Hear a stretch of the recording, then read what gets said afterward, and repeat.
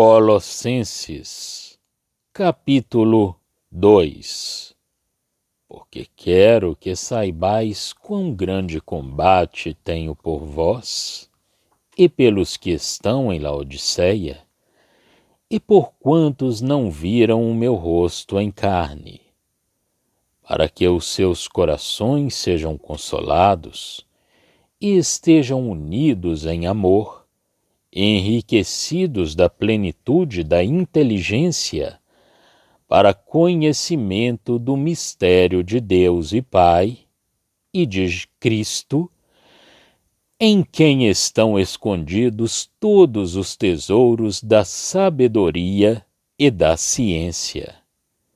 E digo isto para que ninguém vos engane com palavras persuasivas, porque, ainda que esteja ausente quanto ao corpo, contudo, em espírito estou convosco, regozijando-me vendo a vossa ordem e a firmeza da vossa fé em Cristo. Como, pois, recebestes o Senhor Jesus Cristo, assim também andai nele, arraigados e edificados nele e confirmados na fé, assim como fostes ensinados, nela abundando em ação de graças. Tende cuidado para que ninguém vos faça presa sua, por meio de filosofias e vãs sutilezas, segundo a tradição dos homens, segundo os rudimentos do mundo, e não segundo Cristo, porque nele habita corporalmente toda a plenitude da divindade. E estais perfeitos nele, que é a cabeça de todo o principado e potestade, no qual também estais circuncidados com a circuncisão, não feita por mão no despojo do corpo dos pecados da carne, a circuncisão de Cristo. Sepultados com ele no batismo, nele também ressuscitastes pela fé no poder de Deus, que o ressuscitou dentre os mortos. E quando vós estáveis mortos nos pecados e na incircuncisão da vossa carne, vos vivificou juntamente com ele, perdoando-vos todas as ofensas, havendo riscado a cédula que era contra nós nas suas ordenanças, a qual de alguma maneira nos era contrária, e a tirou do meio de nós, cravando-a na cruz. E, despojando os principados e potestades, os expôs publicamente, e deles triunfou em si mesmo. Portanto, ninguém vos julgue pelo comer, ou pelo beber, ou por causa dos dias de festa, ou da lua nova, ou dos sábados, que são sombras das coisas futuras, mas o corpo é de Cristo. Ninguém vos domine a seu bel prazer com pretexto de humildade e culto dos anjos, envolvendo-se em coisas que não viu, estando debalde inchado na sua carnal compreensão, e não ligado à cabeça, da qual todo o corpo, provido e organizado pelas juntas e ligaduras, vai crescendo em aumento de Deus. Se, pois, estais mortos com Cristo quanto aos rudimentos do mundo, por que vos carregam ainda de ordenanças, como se vivesseis no mundo, tais como: não toques, não proves, não manuseis? as quais coisas todas perecem pelo uso, segundo os preceitos e doutrinas dos homens, as quais têm, na verdade, alguma aparência de sabedoria, em devoção voluntária, humildade e em disciplina do corpo, mas não são de valor algum, senão para a satisfação da carne. Colossenses, capítulo 2. Ora, este poder operava na fraqueza do apóstolo, num coração humano que sentia como um homem, embora segundo Deus, as necessidades dos homens e as dificuldades que se apresentavam no caminho. Este poder era o fruto do amor de Deus. Ele queria que os colossenses compreendessem bem quão grande era o combate que se tratava por eles e por todos aqueles que ainda o não tinham visto, para que fossem encorajados e estivessem bem unidos em amor, de modo que em toda a riqueza de uma plena segurança eles compreendessem o mistério de Deus. O apóstolo sentia bem que era disso que eles necessitavam, o que seria um meio de bênção para eles.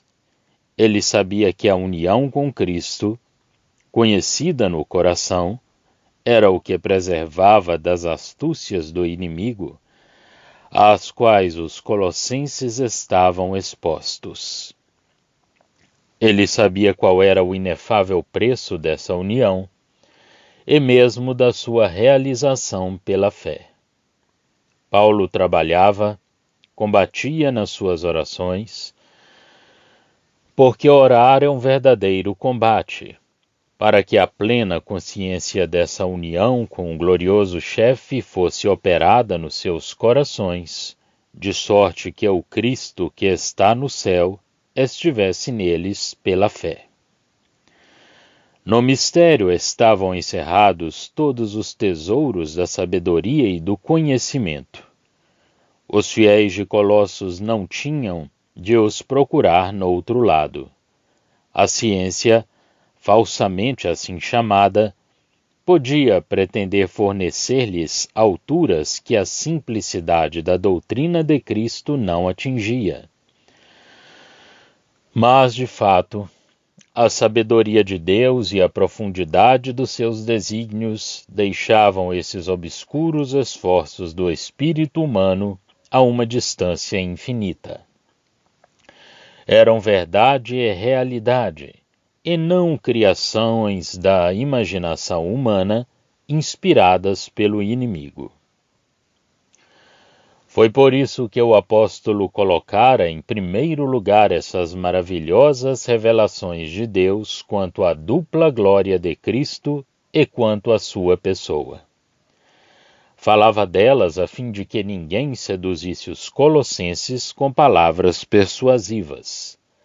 Aproveitava-se da ordem que reinava entre eles, da sua fé, para pô-los em guarda contra os perigos a que os tivessem exposto certos pensamentos que podiam deslizar enganados, despercebidos nos seus espíritos, enquanto tudo corria bem, e a consciência da fé permanecia sem ser atingida.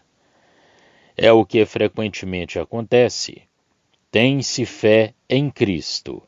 Anda-se bem. Não nos apercebemos de que certas ideias subvertem a fé. Admitem-se essas ideias, mantendo-se sempre a profissão da fé ao lado delas, mas a força da verdade, a consciência da união com Cristo e a simplicidade que nele se encontra são perdidas. O inimigo tem, nessa medida, atingido seu alvo. O que desse modo se recebeu não é o crescimento em Cristo, mas algo fora dele. É por isso que o apóstolo diz: Como, pois, recebestes o Senhor Jesus Cristo, assim também andai nele, arraigados e sobreedificados nele, e confirmados na fé, assim como fostes ensinados. Versos 6 a 7. Quando se tem recebido Cristo em nossos corações, tudo mais não é senão um desenvolvimento do que Ele é, e da glória que os desígnios de Deus ligaram à sua pessoa. Os conhecimentos, os pretendidos conhecimentos fora de Cristo, não fazem senão afastarmos dele, não fazem senão subtrair os nossos corações à influência da sua glória, lançando-nos na falsidade e colocando as nossas almas em relação com a criação sem Deus e sem possuirmos a chave dos seus desígnios. Assim, uma vez que o homem é incapaz de sondar o que existe e de disso se dar conta, os seus esforços para o conseguir levam-no a inventar um amontoado de ideias sem fundamento e a tentar preencher o vazio que se encontra nos seus conhecimentos por causa da sua ignorância de Deus, por meio de especulações nas quais, porque está longe de Deus, Satanás, sem que o homem disso se aperceba, desempenha um mais importante papel. O homem, filho de Adão, não é o centro do imenso sistema dos caminhos de Deus. Fora de Cristo e sem Cristo, ele não conhece esse centro. Especula sem fundamento e sem fim, para se extraviar sempre mais e mais. O seu conhecimento do bem e do mal, a energia das suas faculdades morais, não fazem senão desencaminhá-lo, porque ele ocupa-se de questões mais elevadas do que aquelas que dizem respeito puramente à ordem física.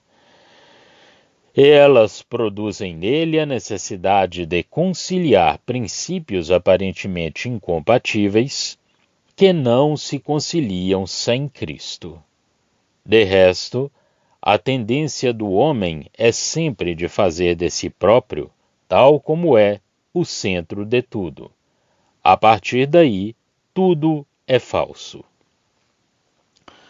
Os cristãos devem, pois, andar com simplicidade nos caminhos do Senhor, tal como eles o receberam, e os seus progressos devem realizar-se no conhecimento de Cristo, verdadeiro centro e plenitude de todas as coisas. Verso 6.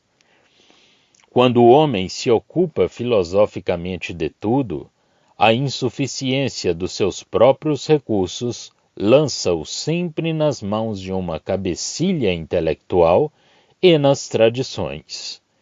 E, quando se trata de religião, lança-o em tradições que desenvolvem a religião da carne e se adaptam às forças e às tendências destas. No tempo em que o apóstolo escrevia, o judaísmo tinha as mais elevadas pretensões nesse gênero de religião. Aliava-se com especulações humanas e adaptava-as.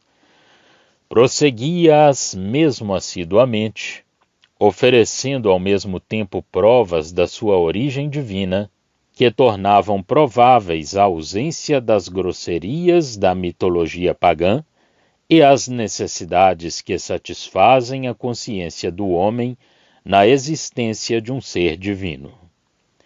Essa relativa pureza tendia a tirar, para os espíritos esclarecidos, o que havia de repugnante, de asqueroso no sistema pagão.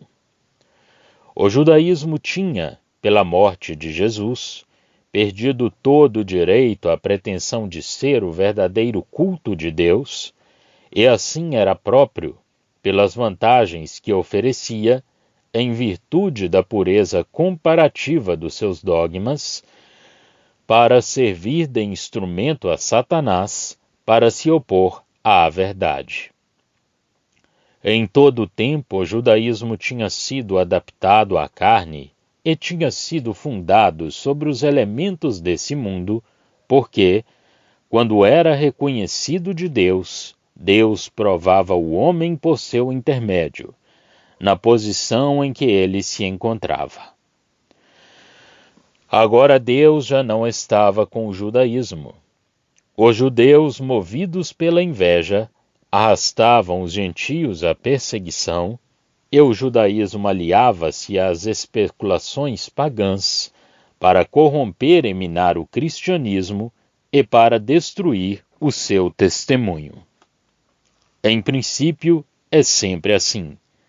A carne pode parecer, por um tempo, desprezar as tradições, mas o que é puramente intelectual não se manterá nunca no seio da humanidade sem qualquer coisa de religioso. A carne não tem a verdade, nem o mundo tem o que pertence à fé. E para a grande maioria é preciso a superstição e as tradições, isto é, uma religião que a carne possa perceber e que lhe convenha.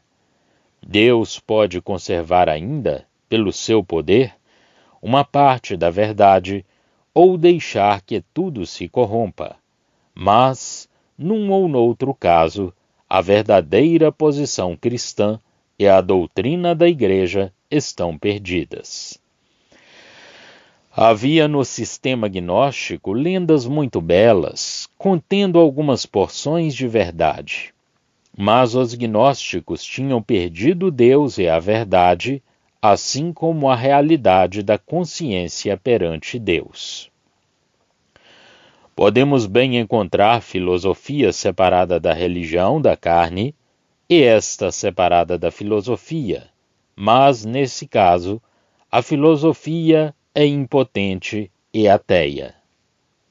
A religião da carne é estreita, legal, supersticiosa e seu poder perseguidor. Neste capítulo encontramos a filosofia e o vazio da sabedoria humana reunidos com a tradição dos homens, caracterizados como os rudimentos do mundo em oposição com o Cristo. Porque, com efeito, nós temos um Cristo celestial que forma um perfeito contraste com a carne no homem vivendo sobre a terra, um Cristo em quem se encontram toda a sabedoria e toda a plenitude, e a realidade de tudo que a lei pretendia dar-nos, ou que apresentava em figura, e ao mesmo tempo uma resposta a todas as nossas necessidades. É o que o apóstolo desenvolve aqui, mostrando a morte e a ressurreição com Cristo como o meio de nele termos parte.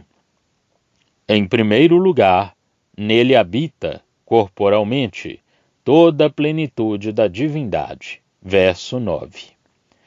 Em vez das nebulosas especulações dos homens e das emanações fanáticas, temos a plenitude de Deus, corporalmente, num verdadeiro corpo humano, e assim eficazmente para nós, na pessoa de Jesus Cristo. Em segundo lugar, estamos aperfeiçoados nele, mas temos necessidade de nada que esteja fora de Cristo. Estas expressões referem-se ao duplo caráter de Cristo, já posto perante nós no capítulo 1. Elas apresentam-nos, de uma maneira bem positiva, o que nós temos em Cristo, como que segue se aplica a tudo aquilo que, neste mundo, nos pode impedir de dele gozarmos. Em Cristo está a plenitude da divindade, objeto também das nossas delícias, porque nele tudo possuímos. Nele temos também uma posição acima de toda criatura, de harmonia com a perfeição que o colocou nessa posição suprema. Nós somos realizados, tornados completos, plenos nele, que é o chefe de todo o principado e de toda a potestade. Quanto à fraseologia, a substituição de uma palavra por outra, que, todavia, não é melhor em si mesma, facilita a apreensão do pensamento do apóstolo. Nele habita, corporalmente, toda a perfeição da divindade, e nós somos completos nele. Por um lado, temos nele Deus perfeitamente apresentado em toda a sua plenitude. Por outro, possuímos nele a perfeição e temo-la completamente perante Deus. Nada nos falta quanto à nossa posição perante Deus. Que verdade! Que posição! Deus na sua perfeita plenitude, em Cristo o homem. Nós nele perante Deus na perfeição do que ele é. Nele, chefe de todos os principados e potestades, perante os quais o homem, na sua ignorância, estaria disposto a dobrar o joelho. Nós nele, em quem, quanto à sua pessoa, habita a plenitude da divindade. Nele que, quanto à sua posição e aos seus direitos como homem elevado ao céu, está acima de toda a potestade e de todo o principado.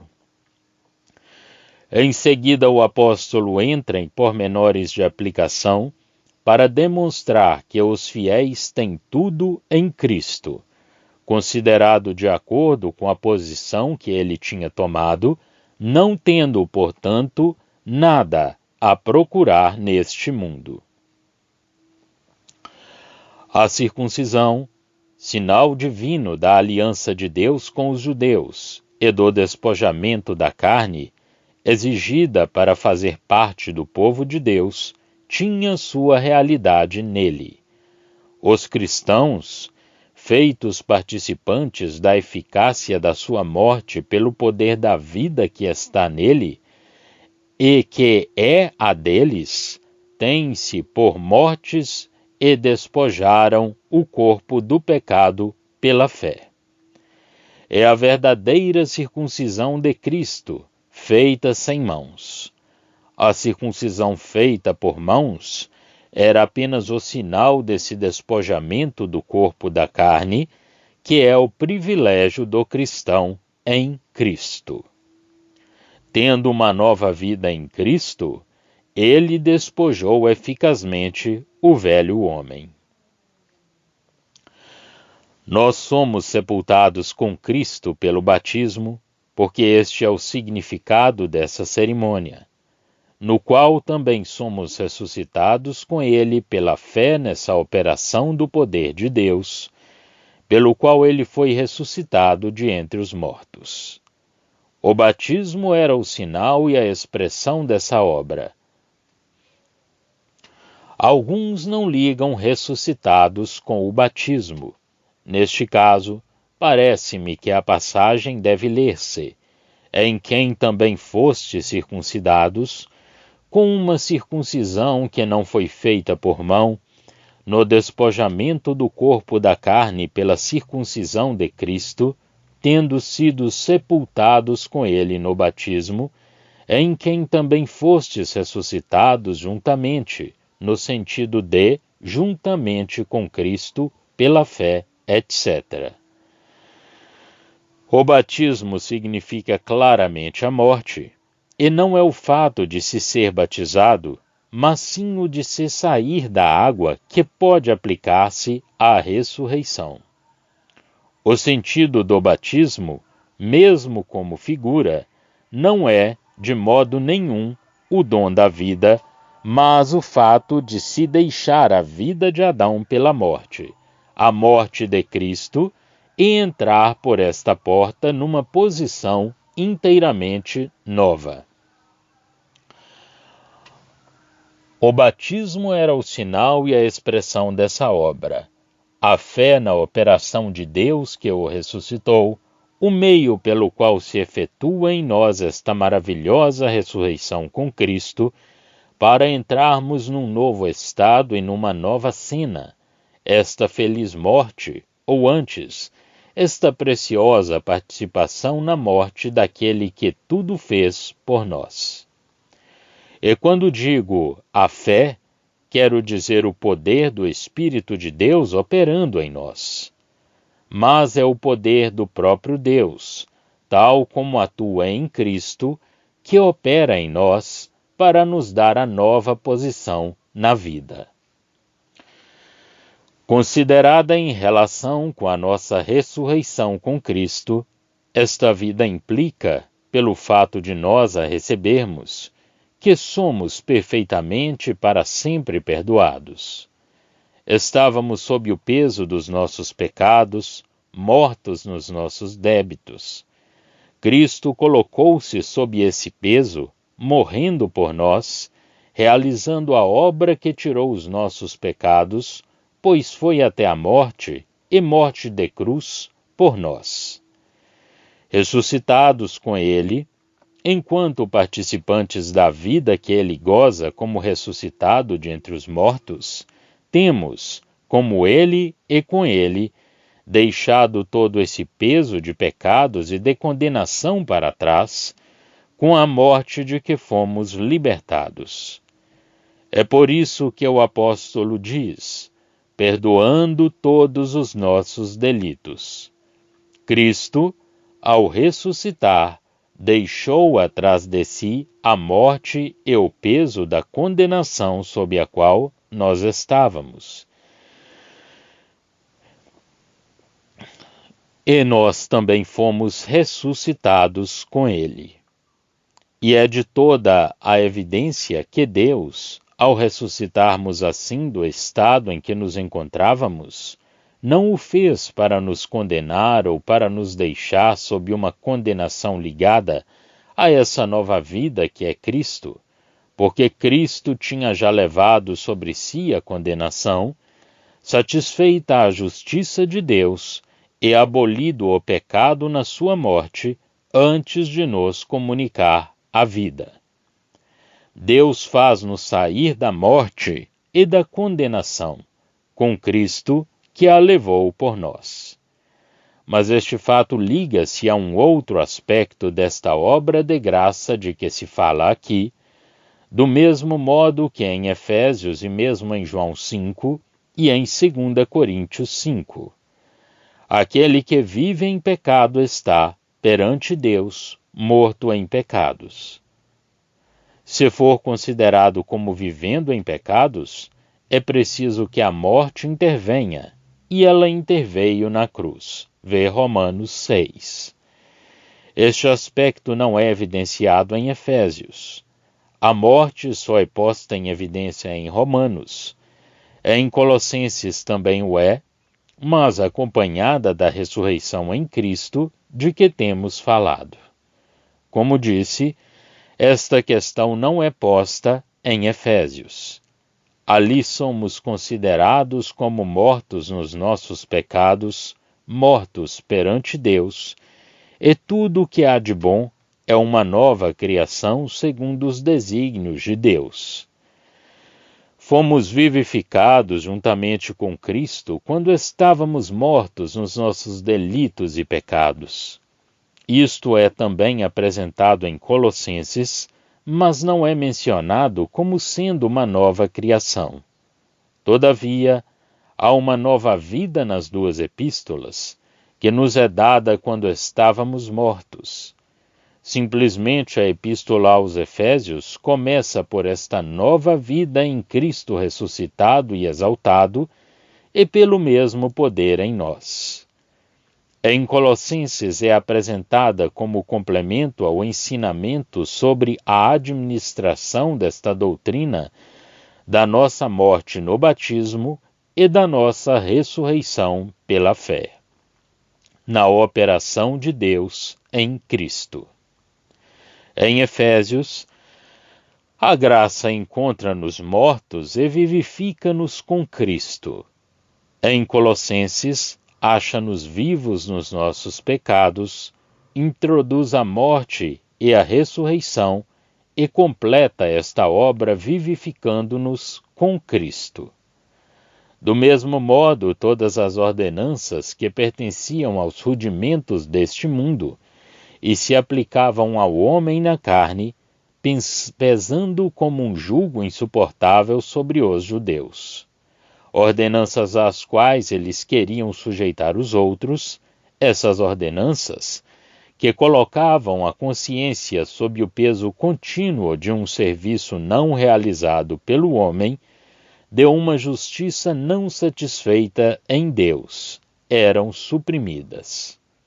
O judeu, nessas ordenanças, tinha, por assim dizer, posto a sua assinatura e sua culpabilidade, mas a obrigação foi destruída e cravada na cruz de Cristo. É-nos dada a liberdade, assim como a vida e o perdão. Mas não é tudo.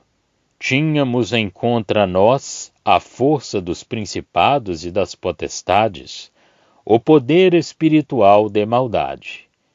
Cristo venceu-os e despojou-os na cruz, tendo triunfado sobre eles. Cristo afastou tudo o que era contra nós, a fim de nos introduzir, totalmente libertos de tudo, na nossa nova posição.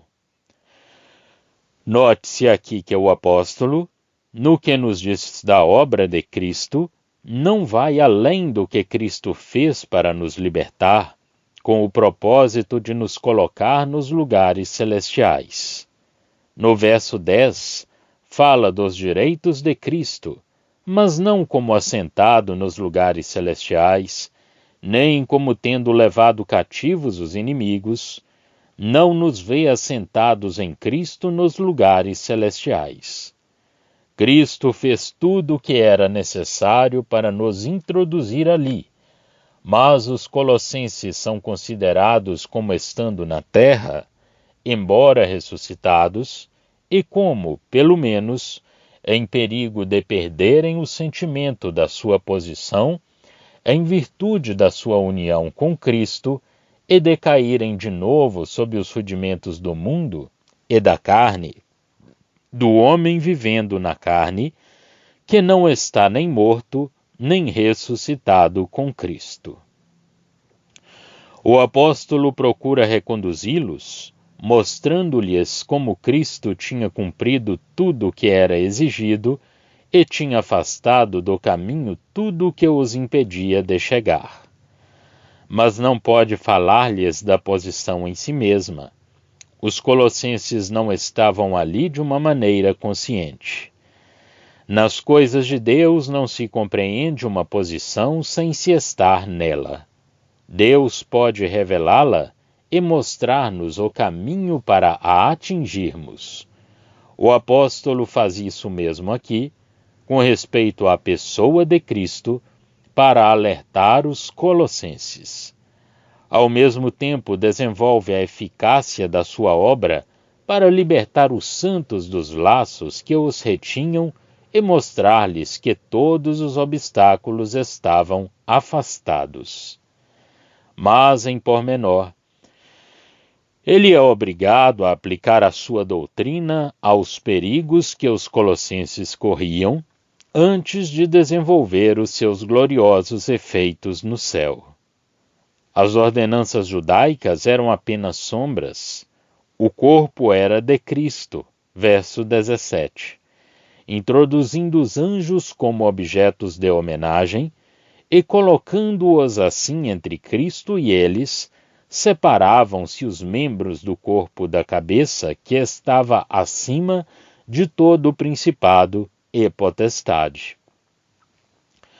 A simplicidade da fé cristã segurava firme a cabeça, da qual todo o corpo tirava diretamente o seu alimento, e assim crescia do crescimento de Deus. Podia parecer um ato de humildade colocar-se assim em relação com os anjos, como seres superiores e elevados, podendo servir de mediadores. Mas havia dois vícios de tremendo alcance nessa aparente humildade. Primeiro, tratava-se de um verdadeiro orgulho, a pretensão de penetrar nos segredos do céu, do qual nada se sabe.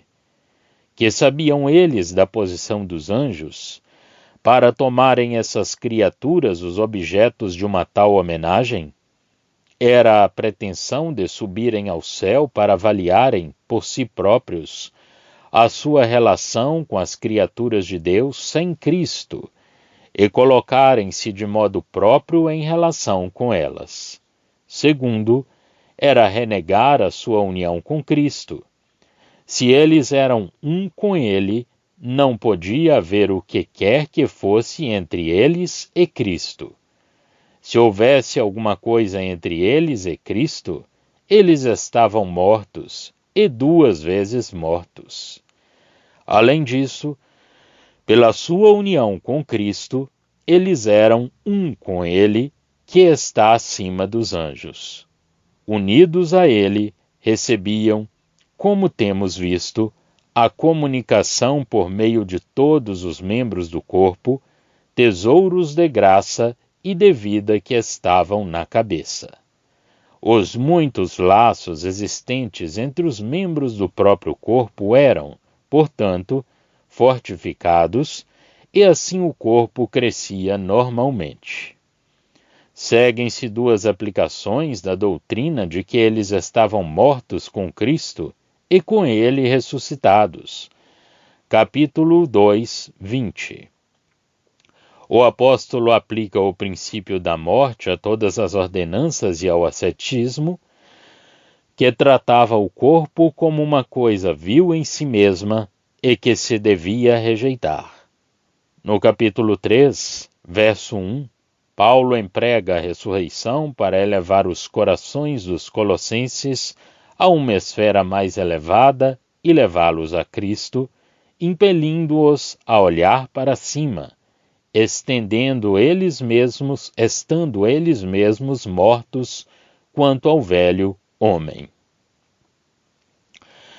Estas aplicações são a consequência do capítulo 2, de 11 a 12. Será bom notar que a Epístola aos Romanos, a partir do capítulo 5, 12, trata da morte ao pecado, na qual o homem, como filho de Adão, estava vivo.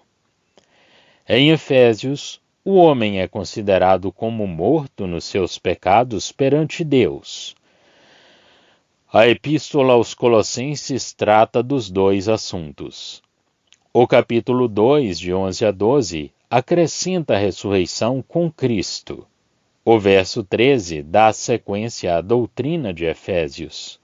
Os capítulos 2, 20 e 3, 1 dão sequência ao capítulo 2, de 11 a 12, e apresentam-nos as exortações em relação com o fato de que o velho homem foi despojado e o novo homem revestido.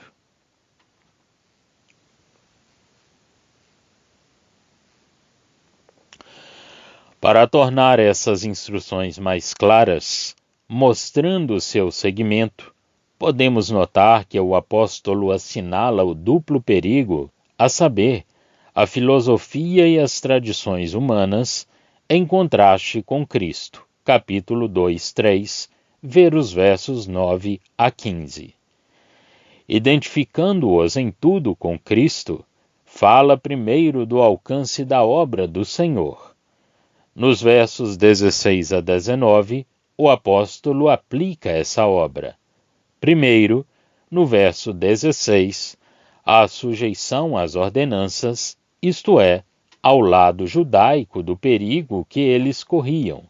Segundo, no verso 18, a filosofia gnóstica, a ciência, falsamente assim chamada, que se ligava ao judaísmo ou à qual o judaísmo se aliava, e em cujo dedo se reproduzia sob uma nova forma.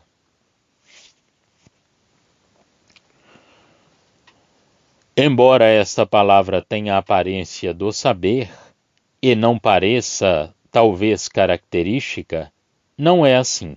Filosofia gnóstica. A ciência, falsamente assim chamada, de que o apóstolo fala noutro lugar, é chamada, em grego, gnosis, E daí vem o nome de gnosticismo, que se deu a essa presunçosa e corruptora filosofia, e de gnósticos aos seus sectários. Este sistema desempenha um imenso papel na história da Igreja, com a qual me não ocuparei aqui. Mas os seus princípios encontram-se frequentemente no Novo Testamento, postos em evidência pelos apóstolos para os combaterem. Os judeus tinham se deixado levar na crença da mediação dos anjos, embora não exatamente da mesma forma que a filosofia gnóstica. Depois do verso 20, o apóstolo aplica a nossa morte e a nossa ressurreição com Cristo aos princípios de que acabamos de falar, ou a libertação dos colossenses, elevando seus pensamentos ao céu. Mas os colossenses não eram os únicos que tinham de correr esse perigo.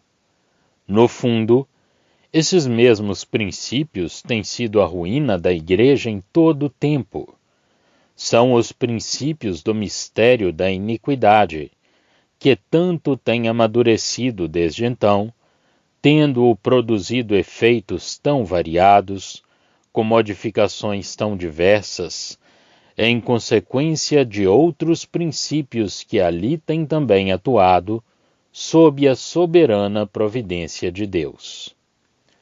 Nos versos que se seguem, veremos o princípio profundo, simples e decisivo, que se encontra envolvido no raciocínio do apóstolo sobre a questão de que nos ocupamos. Esse mistério da iniquidade estava presente nos dias dos apóstolos. Paulo resistiu-lhe com a energia do Espírito Santo. Após a sua partida, esse poder faltou. A Igreja histórica não teve nunca os dois grandes princípios fundamentais do cristianismo: a perfeição em Cristo, por uma única oferenda, ele tornou-os perfeitos para sempre, e a presença e o poder direto do Espírito Santo neste mundo. Esses princípios foram suplantados pelos sacramentos e pelo clero. Os versos já citados, até o 20º, tinham julgado todo esse sistema judaico-filosófico do ponto de vista da obra de Cristo e da sua ressurreição, assim como da união dos crentes com ele na sua posição celestial. O que se segue julga esse mesmo sistema segundo a nossa posição atual. Os versos que precedem o verso 20 tinham demonstrado que o sistema era falso, porque Cristo e a sua obra eram tal como são descritos nesses versos. O que vamos estudar mostra que esse sistema é absurdo e de maneira nenhuma pode ser aplicado a nós por causa da nossa posição.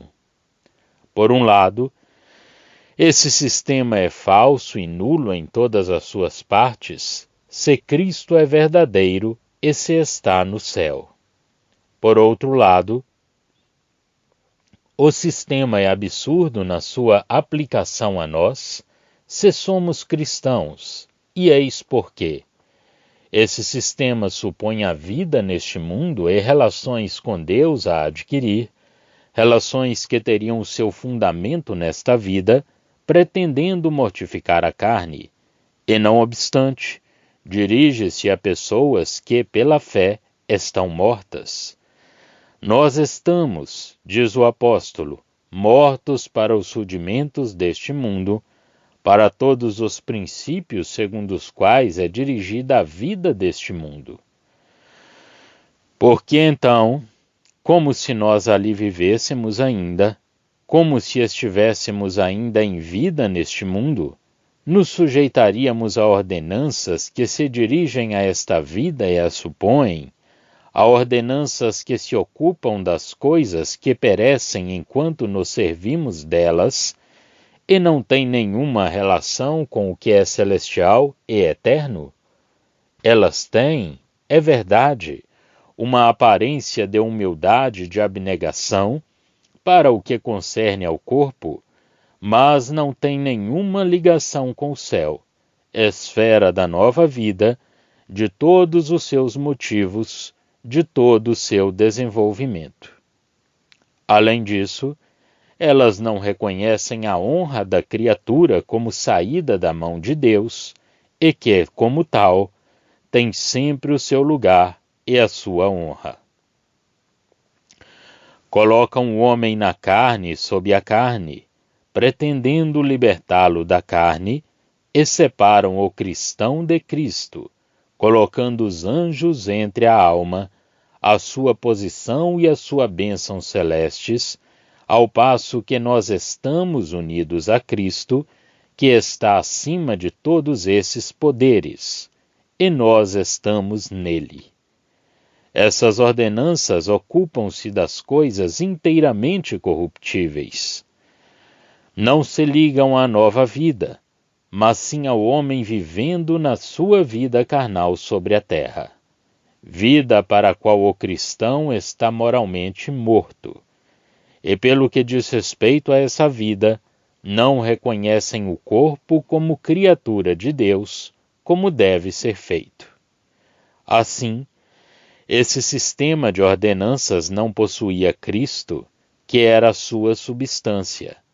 Prendia-se ao orgulho que pretendia penetrar no céu, para se pôr em relação com seres que a gente não conhece de maneira a podermos entrar em relação com eles. Orgulho que, fazendo assim, se separava da cabeça do corpo, de Cristo, renegando assim toda a relação com a fonte da vida e a única verdadeira posição da alma perante Deus. Esse sistema falseava igualmente a posição do cristão na terra, tratando-o como vivendo da vida do velho homem, ao passo que o cristão está morto. Desonrava a criatura como tal, em lugar de a reconhecer na sua qualidade de saída da mão de Deus. O que era um perigo para os cristãos do tempo do apóstolo, caracteriza a cristandade do tempo em que nós vivemos. Assim, a posição do cristão é verificada aqui, mas aplicando a verdade desta posição, a afastar os perigos antes que a desenvolver os privilégios celestes do cristão. Deste modo, a graça nos proveu de tudo aquilo de que as nossas almas têm necessidade. Estende-se sobre os nossos privilégios, servindo-se da fé de uns, e fornece-nos advertências e instruções inapreciáveis, aproveitando as faltas dos outros. Já estão disponíveis para leitura os comentários do Novo Testamento e do Antigo Testamento de João Nelson Darby. Estão nos formatos de livro, e-book, também aplicativo para o celular Android. Visite o nosso site www.palavrasdoevangelho.com.